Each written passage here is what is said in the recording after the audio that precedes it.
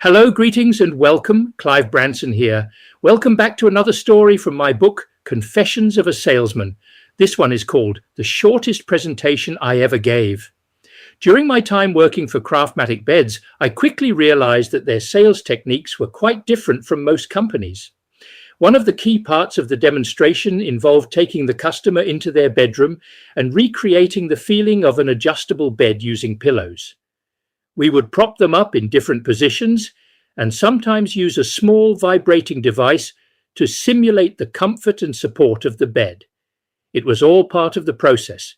Most of our customers were elderly and often suffered from various health issues, so these demonstrations were usually taken quite seriously.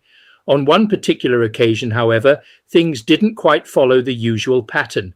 I arrived at an appointment with a lady customer who, at first glance, appeared much fitter and younger than most of the people I usually visited. Nevertheless, I followed the standard procedure and suggested we move into the bedroom to demonstrate how the bed would feel. She agreed.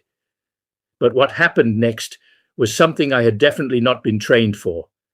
As we entered the bedroom, she disappeared briefly and then returned wearing something rather more relaxed than before.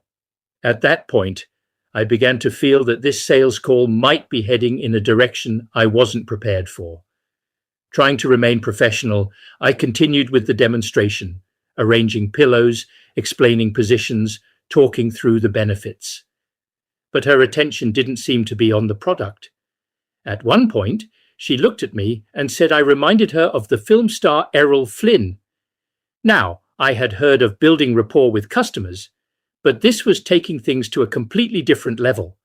It quickly became clear that this was not going to be a standard sales appointment. Most of my presentations would last around 2 hours.